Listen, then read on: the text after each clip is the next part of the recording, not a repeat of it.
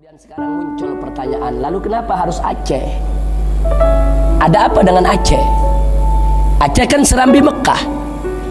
Aceh kan Nanggro Aceh Darussalam.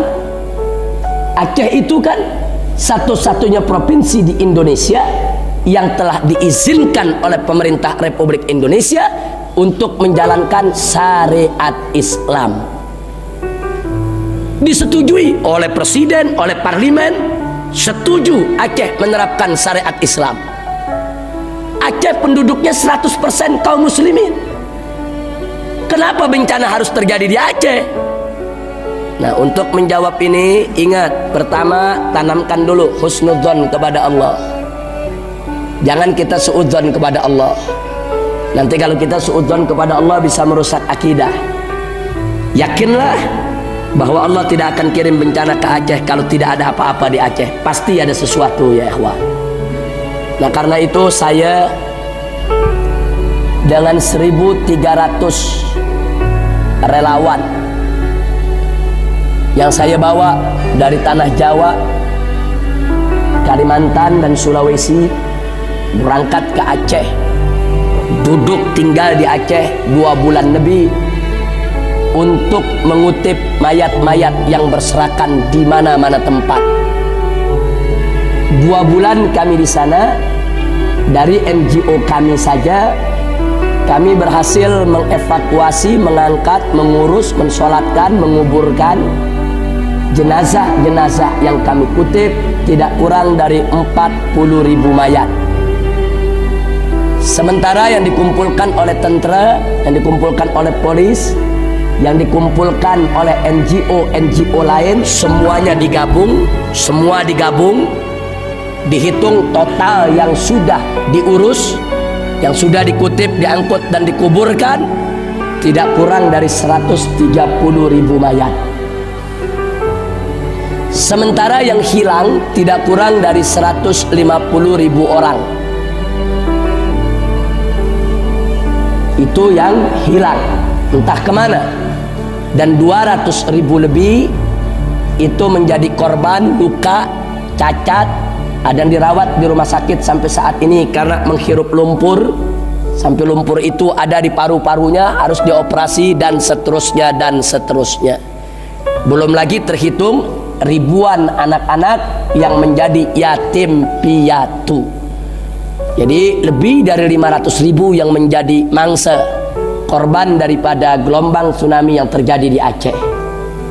Nah, selama 2 bulan di sana, saya dan kawan-kawan, para ustadz, para tuan-tuan guru, bukan hanya mengutip mayat, bukan hanya memberikan bantuan kepada para pengungsi, tapi kita juga mencoba berdialog, berdiskusi, berbagi cerita dengan tuan-tuan guru yang ada di sana, dengan ulama-ulama Aceh, dengan tuan-tuan guru Aceh, tengku-tengku di Aceh. Kita mau dengar langsung dari mereka, ada apa dengan Aceh sehingga bencana bisa terjadi.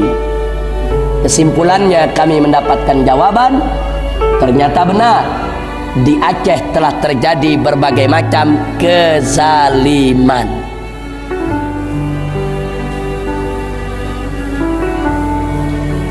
Memang Aceh diberikan syariat, tapi pada saat yang sama ada pihak-pihak tertentu yang sengaja berupaya untuk membuat Aceh tidak berjaya menerapkan syariat Islam.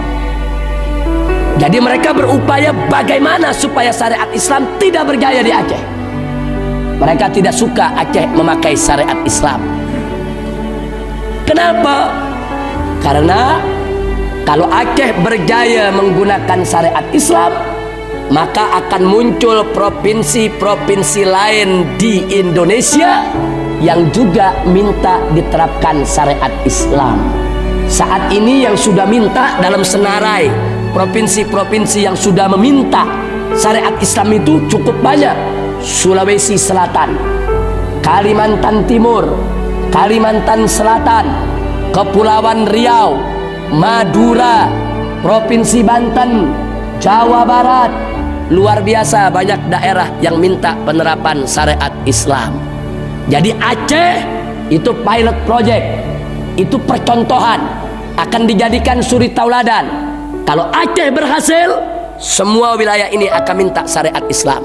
Tapi sebaliknya, kalau Aceh gagal, maka daerah-daerah tadi akan susah, akan sulit, akan berat, tidak mudah untuk minta syariat Islam dari pemerintah yang ada di Jakarta. Masya Allah, ini pertaruhan.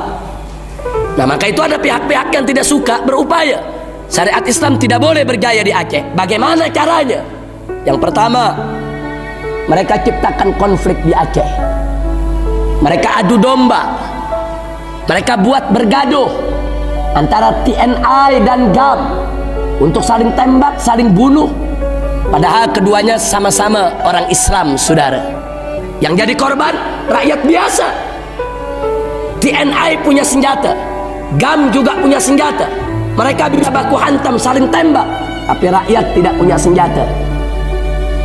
Rakyat nggak punya. Mereka cuma jadi korban. Nanti kalau rakyat ada yang berkeras sedikit, mereka dituduh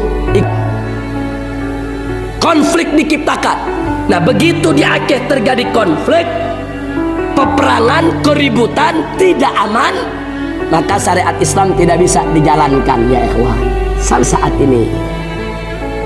Yang kedua, ada orang-orang dari luar Aceh, mereka bawa, perempuan-perempuan penghibur, perempuan-perempuan pelacur dari luar Aceh, dibawa ke Aceh, dibuka tempat-tempat pelacuran untuk merusak penerapan syariat Islam di Aceh. Tidak sampai di situ, mereka buka kedai-kedai minuman keras, mereka buat bermabuk-mabukan, mereka buka tempat-tempat perjudian. Ini yang terjadi di Aceh.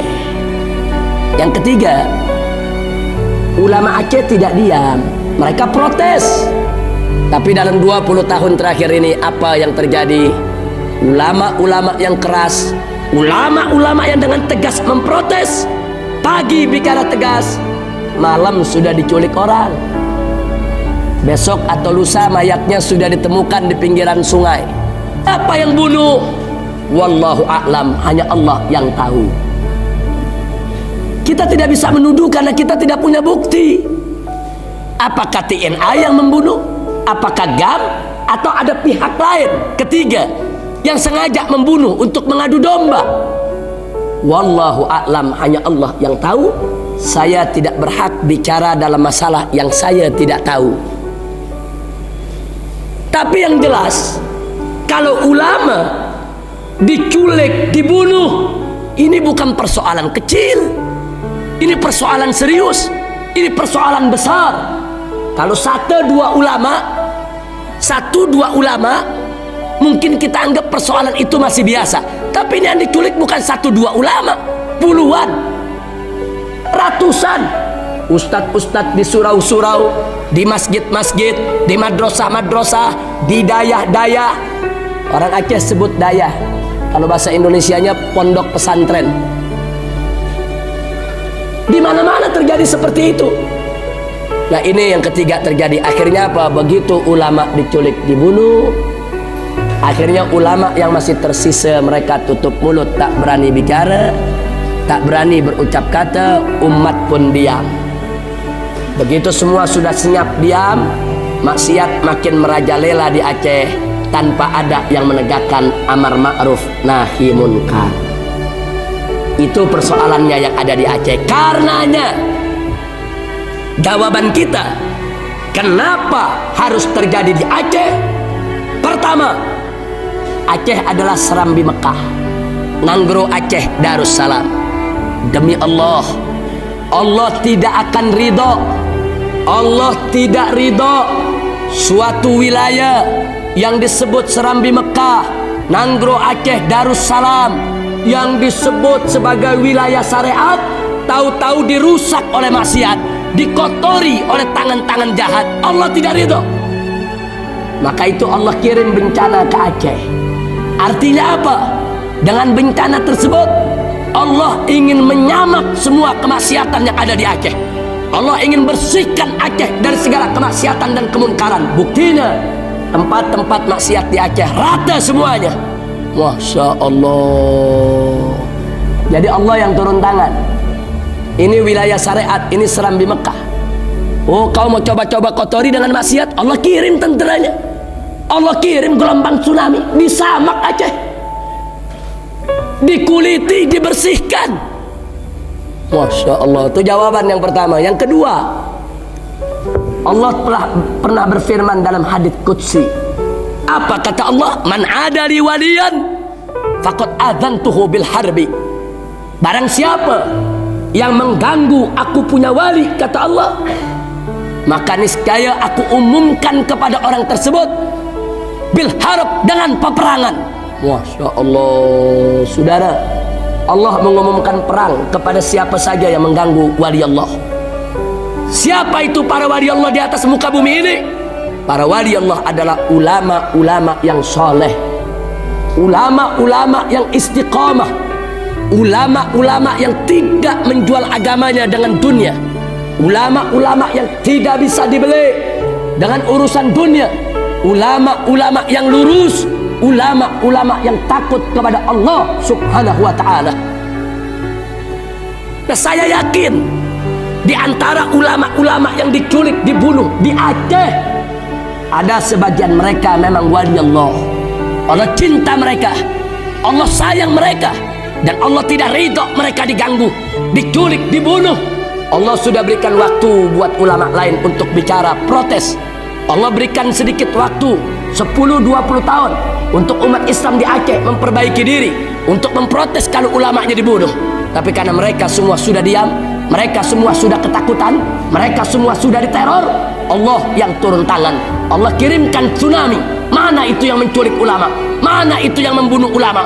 Mana itu mereka yang punya senjata? Mana itu mereka yang menakut-nakuti umat, yang membunuhi ulama? Mana? Digulung semua oleh gelombang tsunami. Masya Allah. Nah, jadi sekali lagi jelas bagi kita bahwa gelombang tsunami yang terjadi di Aceh ada sebab, bukan tidak. Nah, karena itu saya dan kawan-kawan yang kebetulan tinggal di Jakarta, kami sudah kirimkan message pesan kepada presiden kami yang kami cintai, yang kami hormati. Kami sudah ceritakan ini semua. Kami minta kepada Bapak Presiden kami untuk segera memperbaiki situasi di Aceh. Dalam arti kata, jangan hanya cuma membangunnya saja. Datang dari luar membantu bangun Aceh, buat jalan, bikin sekolah, tidak cukup. Akan tetapi yang harus diperbaiki adalah Aceh harus tetap menjadi Serambi Mekah, dan Aceh harus tetap diberikan kesempatan menjalankan syariat Islam. Dan ini sudah direspon oleh Bapak Presiden, dan beliau sudah memberikan pernyataan Aceh harus tetap menjadi Serambi Mekah. Dan beliau berjanji untuk menyelesaikan Aceh secara baik. Tinggal bagaimana nanti kami selanjutnya lebih mendorong lagi agar seluruh ulama di Indonesia memperhatikan Aceh.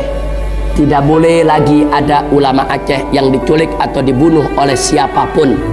Kita tidak peduli apakah TNI, apakah itu GAM, apakah itu pihak lain.